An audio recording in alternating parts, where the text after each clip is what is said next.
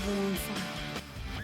ರಾಜ್ಯ ಬಿಜೆಪಿ ಉಸ್ತುವಾರಿಯನ್ನ ಭೇಟಿಯಾದ ಎಚ್ಡಿಕೆ ಮತ್ತು ನಿಖಿಲ್ ಕುಮಾರಸ್ವಾಮಿ ಇವರಿಬ್ಬರ ನಡೆ ಕೂಡ ಈ ಸಂದರ್ಭದಲ್ಲಿ ಬಹಳ ಕುತೂಹಲಕ್ಕೆ ಕಾರಣವಾಗ್ತಾ ಇದೆ ಮತ್ತು ನಿಗೂಢ ಅಂತ ಕೂಡ ಅನಿಸ್ತಾ ಇದೆ. ಕಾರಣ ಚನ್ನಪಟ್ಟಣ ಬೈ ಎಲೆಕ್ಷನ್ ಹತ್ರಕ್ಕೆ ಬಂತು. ಇದೇ ಸಂದರ್ಭದಲ್ಲೇ ಇವರು ಭೇಟಿ ಆಗಿರೋದು ಸಾಕಷ್ಟು ಕುತೂಹಲಕ್ಕೆ ಕಾರಣವಾಗ್ತಾ ಇದೆ. ದೆಹಲಿಯಲ್ಲಿ ರಾಧಾ ಮೋಹನ್ ದಾಸ್ ಅಗರ್ವಾಲ್ನ ಭೇಟಿಯಾಗಿ ಮಾತುಕತೆಯನ್ನ ನಡೆಸಿದ್ದಾರೆ. ಚನ್ನಪಟ್ಟಣ ಬೈ ಎಲೆಕ್ಷನ್ ಹೊತ್ತಲ್ಲೇನೆ ಭೇಟಿ ಆಗ್ತಾ ಇದ್ದಾರೆ ಎಚ್ಡಿಕೆ ಮತ್ತು ನಿಖಿಲ್. ಈ ಭೇಟಿ ಆಗಿರುವುದು ಯಾಕೆ, ಯಾವ ಕಾರಣಕ್ಕೆ, ಈ ಸಂದರ್ಭದಲ್ಲಿ ಸಾಕಷ್ಟು ಕುತೂಹಲಕ್ಕೆ ಕಾರಣವಾಗ್ತಾ ಇದೆ. ಮೈತ್ರಿ ಅಭ್ಯರ್ಥಿಯಾಗಿ ನಿಖಿಲ್ ಸ್ಪರ್ಧೆಗಿಳಿಸೋಕೆ ಎಚ್ಡಿಕೆ ಚಿಂತಿಸಿದ್ದಾರೆ ಅನ್ನುವಂತ ಚರ್ಚೆ ಕೂಡ ರಾಜಕೀಯದಲ್ಲಿ ಇತ್ತು. ಇತ್ತ ನಾನು ಮೈತ್ರಿ ಅಭ್ಯರ್ಥಿ ಅಂತ ಹೇಳ್ತಾ ಇದ್ದಾರೆ ಮಾಜಿ ಸಚಿವ ಸಿಪಿ ಯೋಗೇಶ್ವರ್ ಬಹಳ ದಿನಗಳಿಂದ ಓಡಾಡ್ತಾ ಇದ್ದಾರೆ. ಹೀಗಾಗಿ ಕುತೂಹಲ ಮೂಡಿಸ್ತಾ ಇದೆ ಅಗರ್ವಾಲ್ನ ಭೇಟಿ ಆಗಿರುವಂತ ವಿಚಾರ. ಎಚ್ಡಿಕೆ ಯಾಕೆ ಭೇಟಿ ಆಗಿರಬಹುದು ಅನ್ನುವಂತ ಒಂದು ಕುತೂಹಲ ಇದೆಯಲ್ಲ, ಈ ಕುತೂಹಲ ಸಾಕಷ್ಟು ಈಗ ಕಾಡೋದಕ್ಕೆ ಶುರು ಆಗ್ಬಿಟ್ಟಿದೆ ಸ್ವತಃ ರಾಜ್ಯ ಬಿಜೆಪಿ ನಾಯಕರಿಗೆ. ಯಾಕೆ ಭೇಟಿ ಆಗಿರ್ಬೋದು, ಏನು ಮಾತಾಡಿರ್ಬೋದು, ಏನು ಚರ್ಚೆ ಮಾಡಿರ್ಬೋದು ಅಂತ ನೀವು ಫೋಟೋದಲ್ಲಿ ಗಮನಿಸ್ತಾ ಇದ್ದೀರಾ. ಇದು ನಿನ್ನೆ ಭೇಟಿಯಾಗಿ ಮಾತುಕತೆಯನ್ನ ನಡೆಸಿರೋದು. ದೆಹಲಿಯಲ್ಲಿ ಅಗರ್ವಾಲ್ ಅವ್ರ ಜೊತೆಗೆ ಮಾತುಕತೆಯನ್ನ ನಡೆಸಿದ್ದಾರೆ ಇಬ್ಬರೂ ಕೂಡ. ಏನು ಮಾತಾಡಿರಬಹುದು? ಈಗಾಗಲೇ ಚನ್ನಪಟ್ಟಣ ಬೈ ಎಲೆಕ್ಷನ್ ವಿಚಾರಕ್ಕೆ ಸಂಬಂಧಪಟ್ಟಂತೆ ಕುಮಾರಸ್ವಾಮಿ ಅವರು ತಮ್ಮ ಪುತ್ರನನ್ನ ನಿಲ್ಲಿಸಬೇಕು, ಈ ಮುಖಾಂತರವಾಗಿ ನಿಖಿಲ್ ಕುಮಾರಸ್ವಾಮಿಗೆ ಒಂದು ರಾಜಕೀಯ ಭವಿಷ್ಯವನ್ನ ಕಟ್ಟಿಕೊಡಬೇಕು ಅನ್ನುವಂಥ ಪ್ಲಾನ್ನಲ್ಲಿ ಇದ್ದಾರೆ ಅನ್ನೋದು ಬಹಳ ದಿನಗಳಿಂದ ಚರ್ಚೆಯಲ್ಲಿ ಇತ್ತು. ಈಗ ಅವ್ರು ಹೇಳಿ ಕೇಳಿ ಕೇಂದ್ರ ಸಚಿವರು ಇಂಥ ಸಂದರ್ಭದಲ್ಲೇ ಮಗನ ರಾಜಕೀಯ ಭವಿಷ್ಯವನ್ನು ಗಟ್ಟಿಗೊಳಿಸಬೇಕು ಅನ್ನುವಂಥ ಪ್ಲಾನ್ನಲ್ಲಿ ಇದ್ದಾರೆ. ಮೂಡ ವಿಚಾರವನ್ನ ತಂದೆ ಮಗ ಇಬ್ರು ಬಹಳ ಪ್ರಬಲವಾಗಿ ಬಳಕೆ ಮಾಡಿಕೊಂಡ್ರು, ಪ್ರಬಲ ಅಸ್ತ್ರವನ್ನಾಗಿ ಅದನ್ನು ಬಳಕೆ ಮಾಡಿಕೊಂಡ್ರು. ಈ ಸಂದರ್ಭದಲ್ಲೇ ಚನ್ನಪಟ್ಟಣ ಎಲೆಕ್ಷನ್ ಅಂತ ಬೇರೆ ಇದೆ. ಹೀಗಿರಬೇಕಾದ್ರೆ ನಿಖಿಲ್ ಕುಮಾರಸ್ವಾಮಿಯನ್ನ ನಿಲ್ಲಿಸಬೇಕು ಅನ್ನುವಂಥ ಪ್ಲಾನ್ನಲ್ಲಿ JDSನ ನಾಯಕರುಗಳು ಇದ್ದಾರೆ ಅನ್ನುವಂಥ ಚರ್ಚೆ ಬಹಳ ದಿನಗಳಿಂದ ಇತ್ತು. ಯೋಗೇಶ್ವರ್ ಒಂದು ಕಡೆಯಲ್ಲಿ ಓಡಾಡ್ತಾ ಇದ್ದಾರೆ. ಒಕ್ಕಲಿಗ ಸಮುದಾಯದ ರಾಜ್ಯ ಬಿಜೆಪಿ ನಾಯಕರನ್ನ ಭೇಟಿ ಆಗೋದು, ದೆಹಲಿಗೆ ಹೋಗೋದು, ದೆಹಲಿ ನಾಯಕರನ್ನ ಭೇಟಿ ಆಗೋದು, ನನಗೆ ಟಿಕೆಟ್ ಕೊಡಬೇಕು ಅಂತ ಕೇಳ್ಕೊಳ್ಳೋದು, ಮೈತ್ರಿ ಧರ್ಮವನ್ನು ಪಾಲನೆ ಮಾಡೋದಕ್ಕೆ ಹೇಳಿ ಅಂತ ಹೇಳೋದು, ಈ ಥರದೆಲ್ಲ ಮಾಡ್ತಾ ಇದ್ದಾರೆ. ರಾಜ್ಯ ಬಿಜೆಪಿ ನಾಯಕರುಗಳು ಕೈ ಚೆಲ್ಲಿದ್ದಾರೆ. ಅಶೋಕ್ ಸೇರಿದಂತೆ ಅನೇಕರು ಮಾತಾಡಿದ್ರು.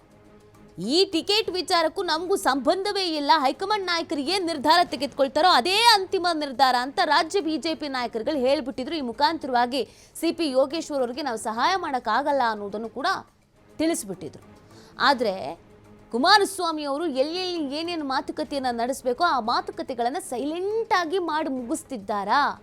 ಮಗನ ರಾಜಕೀಯ ಭವಿಷ್ಯಕ್ಕಾಗಿ ಯಾರ್ಯಾರನ್ನು ಭೇಟಿ ಆಗಬೇಕು, ಏನೇನು ಮಾತಾಡಬೇಕು ಅದನ್ನೆಲ್ಲ ಮಾತಾಡಿ ಬರ್ತಾ ಇದ್ದಾರಾ ಅನ್ನೋದು ಪ್ರಶ್ನೆ.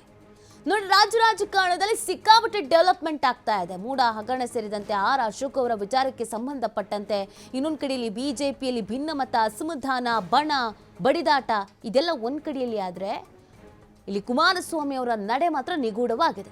ಹೈಕಮಾಂಡ್ ಮಟ್ಟದಲ್ಲಿ ಬಿಜೆಪಿ ನಾಯಕರನ್ನು ಭೇಟಿ ಆಗೋದು, ಚರ್ಚೆ ಮಾಡೋದು, ಮಾತುಕತೆ ನಡೆಸೋದು ಇದನ್ನು ಮಾಡ್ತಾ ಇದ್ದಾರೆ.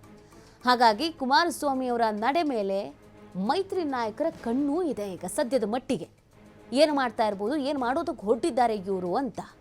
ಯೋಗೇಶ್ವರ ಮಾತ್ರ ನಾನು ಎಲೆಕ್ಷನಿಗೆ ನಿಲ್ತೀನಿ, ಟಿಕೆಟ್ ಕೊಡಲಿಲ್ಲ ಅಂತಂದ್ರು ಏಕಾಂಗಿಯಾಗಿ ಆದ್ರೂ ಹೋರಾಡ್ತೀನಿ, ನನಗೇ ಟಿಕೆಟ್ ಬೇಕು ಅಂತ ಬಿಗಿ ಪಟ್ಟು ಹಿಡಿದು ಕೂತಿದ್ದಾರೆ.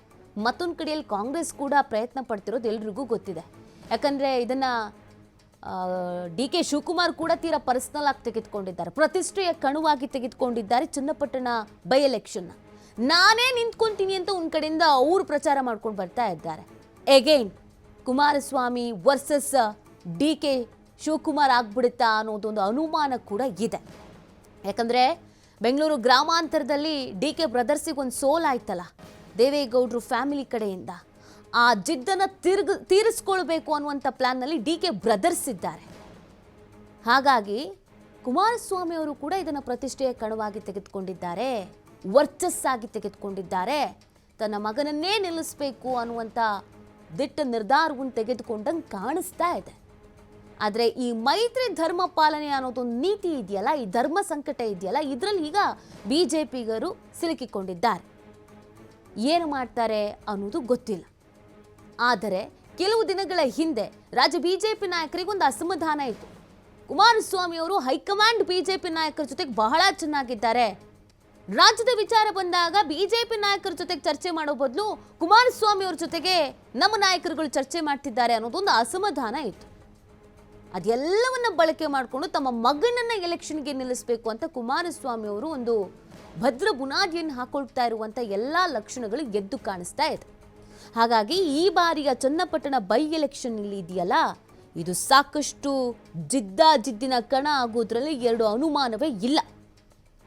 ಸಿ.ಪಿ. ಯೋಗೇಶ್ವರ್ ಅವರು ಈ ಹಿಂದೆ ಸರ್ಕಾರ ಪತನ ಮಾಡೋದಕ್ಕೆ, ಬಿಜೆಪಿ ಸರ್ಕಾರ ಅಧಿಕಾರಕ್ಕೆ ಬರೋದಕ್ಕೆ ಬಹಳ ಪ್ರಯತ್ನ ಪಟ್ಟಿದ್ರು. ಅವರ ಕೊಡುಗೆ ಬಹಳ ಇತ್ತು.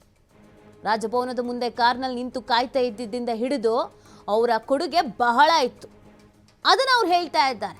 ನಾನು ಬಿಜೆಪಿಗಾಗಿ ಸಾಕಷ್ಟು ತ್ಯಾಗಗಳನ್ನು ಮಾಡಿದ್ದೀನಿ, ಪ್ರಯತ್ನಗಳನ್ನು ಮಾಡಿದ್ದೀನಿ, ನನಗೆ ಟಿಕೆಟ್ ಬೇಕೇ ಬೇಕು ಅಂತ ಅವ್ರು ಕೇಳ್ಕೊಳ್ತಾ ಇದ್ದಾರೆ. ಆದರೆ ಕುಮಾರಸ್ವಾಮಿ ಅವರು ಚನ್ನಪಟ್ಟಣ ಅನ್ನೋದು ನಮ್ಮ ವಿಚಾರ, JDSನ ಭದ್ರಕೋಟೆ, ಹೀಗಿರಬೇಕಾದ್ರೆ ನಮ್ಮವರೇ ನಿಂತ್ಕೊಳ್ಬೇಕು. ಅದರಲ್ಲೂ ಅವರ ಮಗ ನಿಖಿಲ್ ಕುಮಾರಸ್ವಾಮಿ ವಿಧಾನಸಭಾ ಚುನಾವಣೆಯಲ್ಲೂ ಸೋಲಾಗಿತ್ತು, ಲೋಕಸಭಾ ಚುನಾವಣೆಯಲ್ಲೂ ಸೋಲಾಗಿತ್ತು. ಅದ್ಯಾಕೋ ಗೊತ್ತಿಲ್ಲ, ನಿಖಿಲ್ ಕುಮಾರಸ್ವಾಮಿ ಅವರ ರಾಜಕೀಯ ಭವಿಷ್ಯ ಅಷ್ಟು ಭದ್ರವಾಗಿಲ್ಲ.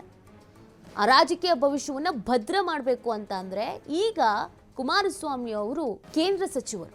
ಇದೊಂದು ಒಳ್ಳೆಯ ಸಮಯ, ವರ್ಚಸ್ಸಿದೆ, ಅಧಿಕಾರ ಇದೆ, ಮೈತ್ರಿ ಧರ್ಮ ಪಾಲನೆ ಅನ್ನುವಂಥದ್ದೊಂದು ನೀತಿ ಇದೆ.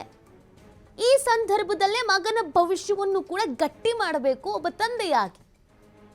ಮತ್ತು JDSನಲ್ಲಿ ಏನೆಲ್ಲ ಬೆಳವಣಿಗೆ ಆಗಿದೆ ಅನ್ನೋದು ಎಲ್ರಿಗೂ ಗೊತ್ತಿರುವಂಥ ವಿಚಾರ. ಹಾಸನ ವಿಚಾರಕ್ಕೆ ನಾವು ಬರೋದಾದ್ರೆ, ರೇವಣ್ಣ ಆ್ಯಂಡ್ ಫ್ಯಾಮಿಲಿ ವಿಚಾರಕ್ಕೆ ಬರೋದಾದ್ರೆ, ಇಂಥ ಸಂದರ್ಭದಲ್ಲಿ JDS ಅನ್ನ ಮತ್ತಷ್ಟು ಬೂಸ್ಟ್ ಮಾಡಬೇಕು.